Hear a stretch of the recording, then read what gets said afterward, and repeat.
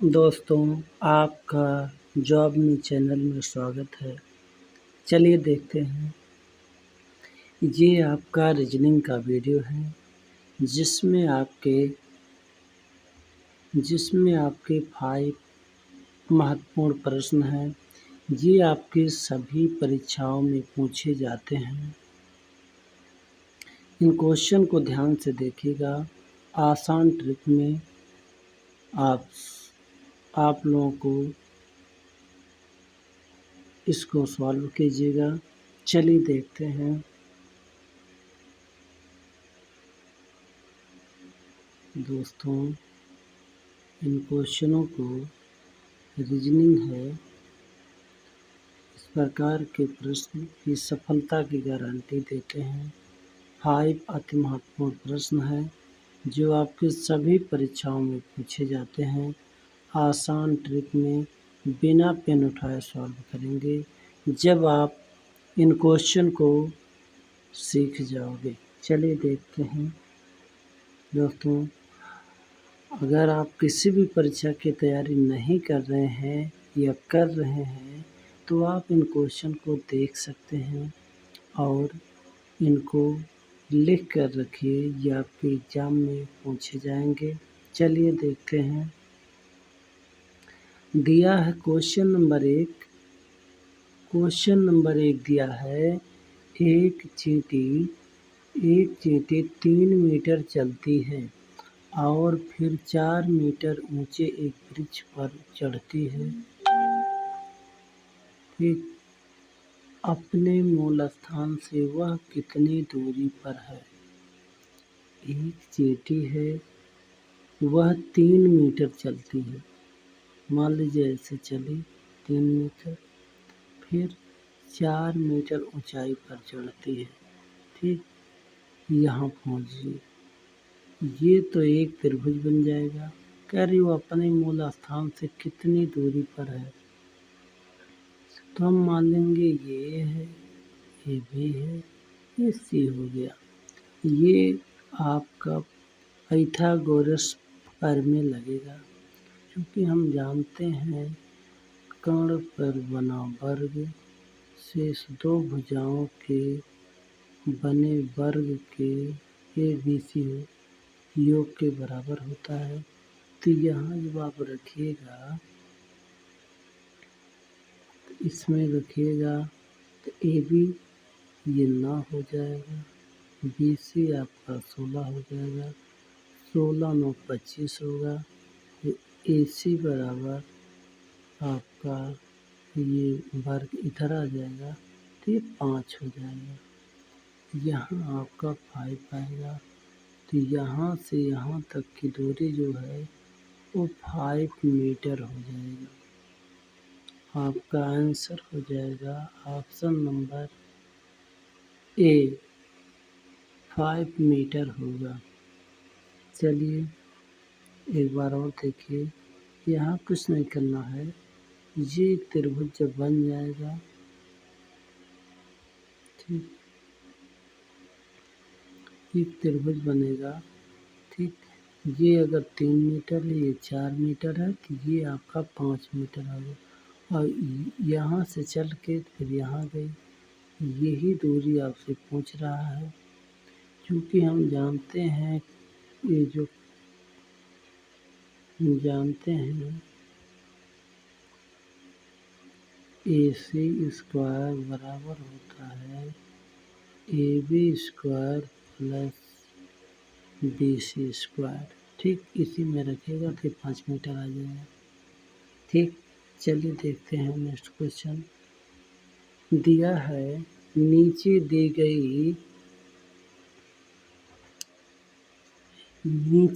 गई श्रृंखला में प्रश्न चिन्ह के स्थान पर कौन सी संख्या आएगी? ये आपकी श्रृंखला का सवाल है। चलिए देखते हैं। जैसे ये दिया है 3, फिर आपका 5 लिखा है, फिर 6 लिखा है, फिर 12, फिर क्वेश्चन मार्क, फिर 24, फिर 26। तो हम इसमें क्या करेंगे? एक बार संख्या बढ़ी है, फिर बढ़ी है, फिर आपका कुछ भी नहीं बढ़ा है, फिर बढ़ा है, फिर थोड़ा सा बढ़ा है। जब इस प्रकार से संख्याएं घट बढ़ रही हों तो हम संख्या को एक एक छोड़ के देखेंगे, एक एक छोड़ के संख्या देखेंगे कि संख्या बढ़ कैसे रही है। जैसे 3 से 6 हुआ, 6 से 12 हुआ, 12 से 24 हुआ, 24 से फिर क्या होगा, जैसे इसमें 2 से गुणा किया गया,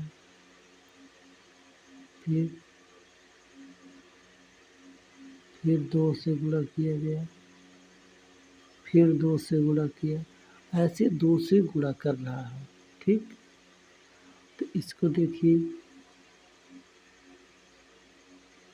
इसमें 7 बढ़ा है, 7 5 12, 12 7 तो 19 हो जाएगा, 19 और 7 26 हो जाएगा। यहाँ आपका 19 आएगा। ठीक, ऑप्शन नंबर आपका ए सही हो जाएगा। ऑप्शन नंबर ए सही हो जाएगा।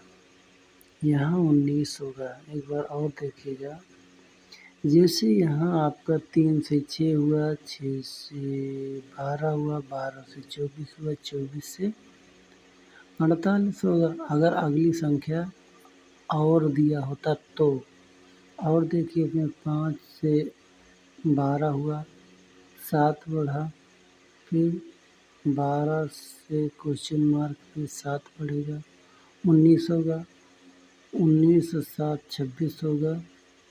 ठीक, ऐसे यहाँ आपका 19 आएगा। ऑप्शन नंबर ए सही हो जाएगा। ठीक, चलिए देखिए नेक्स्ट क्वेश्चन। नेक्स्ट क्वेश्चन दिया है, नीचे दी गई प्रश्न का सही वैनारिक बताएं। घोड़ा, बंदर, बाघ। अब हम देखेंगे घोड़ा क्या होता है, बंदर क्या होता है, बाघ क्या होता है। ये तीनों जानवर हैं, लेकिन ये अलग अलग जानवर हैं। घोड़ा होता है, बंदर होता है, बाघ होता है।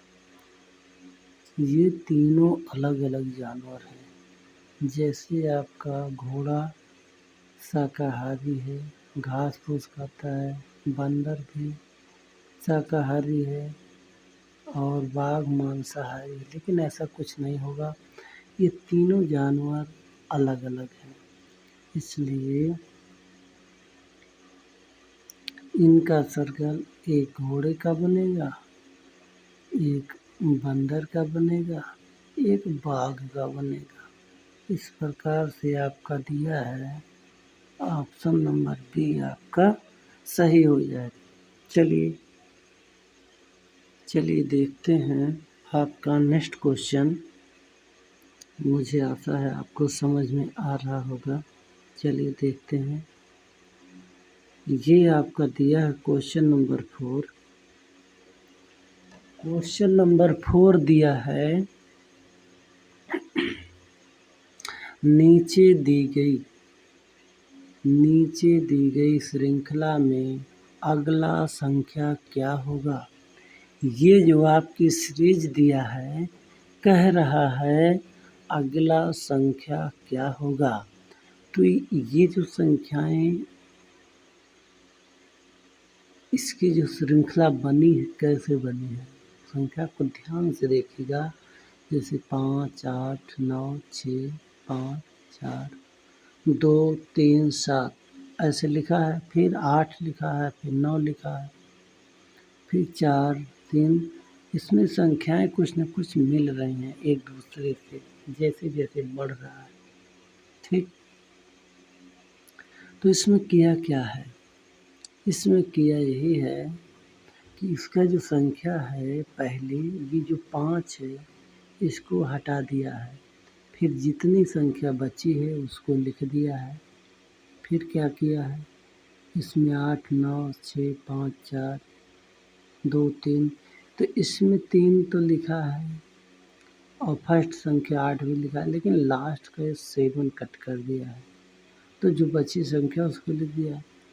तो एक बार फर्स्ट संख्या को हटाया, फिर लिखा, फिर लास्ट संख्या को हटाया, फिर लिखा। अब फर्स्ट संख्या को फिर हटाएगा। ये 8 को हटाया, अब पूरी संख्या लिख दिया। अब फिर लास्ट संख्या हटाएगा, तो ये लिखेगा 96 और 5 4 2। 96 900, 900 में 500 है। देखिए ये आपका लिखेगा 9 6 और 5 4 2। 96 542 लिखा है। ये किस में दिया है? ऑप्शन नंबर डी में दिया हुआ है। चलिए देखते हैं नेक्स्ट क्वेश्चन। कुछ नहीं करना है।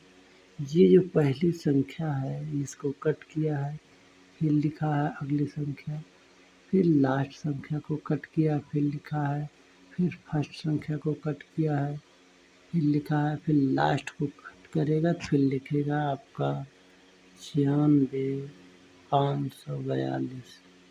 ठीक, ऑप्शन नंबर डी आपका सही हो जाएगा। चलिए देखते हैं आपका क्वेश्चन नंबर 5 दिया है।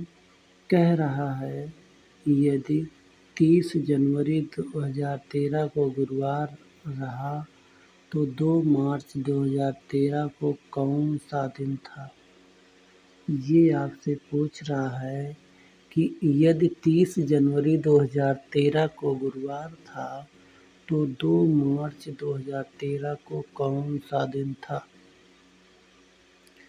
तो हम देखेंगे 30 जनवरी से 2 मार्च तक कितने दिन हो रहे हैं। तो देखिए जनवरी में कितना दिन हुआ है? 30 जनवरी, जनवरी 31 की होती, एक दिन बचा है, प्लस 2013 आपका सिंपल वर्ष है, इसलिए फरवरी 28 दिन की होगी। जो सन 4 से डिवाइड हो जाता है उस वर्ष फरवरी 29 दिन की होती है, उसे लीप वर्ष कहते हैं। उस वर्ष जो सन 4 से डिवाइड हो जाती है पूरी, उस वर्ष फरवरी 29 दिन की होती है। जो सन नहीं डिवाइड होता है पूरा, उस वर्ष फरवरी ज़्यादातर 28 दिन की होती है। जो सन नहीं डिवाइड हो रहा है उसी वर्ष फरवरी 28 दिन की होती है, इसे सिंपल वर्ष कहते हैं। ठीक, तो इसमें 28 दिन ये हो गया। 2 मार्च को पूछ रहा है, प्लस 2 दिन और जोड़ देंगे, तो ये पूरा जोड़ने पर 31 आया। अब इसी 31 को हम 7 से डिवाइड करेंगे, क्योंकि ये एक सप्ताह में 7 दिन होता है, 7 दिन बाद वही दिन रिपीट होता है, इसलिए 7 से भाग करेंगे। 7 चौक 28, यहाँ आपका 3 आएगा। यही 3 दिन जो शेष आया इसी को इसमें जोड़ेंगे गुरुवार में। गुरुवार आपका बृहस्पतिवार, शुक्रवार, शनिवार, आपका रविवार। आपका ऑप्शन नंबर डी आपका सही हो जाएगा। ऑप्शन नंबर डी सही हो जाएगा। चलिए दोस्तों, आशा करते हैं आपको वीडियो समझ में आ रहा होगा। तो आपको एक दिन रीजनिंग, एक दिन मैथ का वीडियो मिलता रहेगा। चलिए दोस्तों, आप सपोर्ट करिए। चलिए मिलते हैं नेक्स्ट वीडियो में।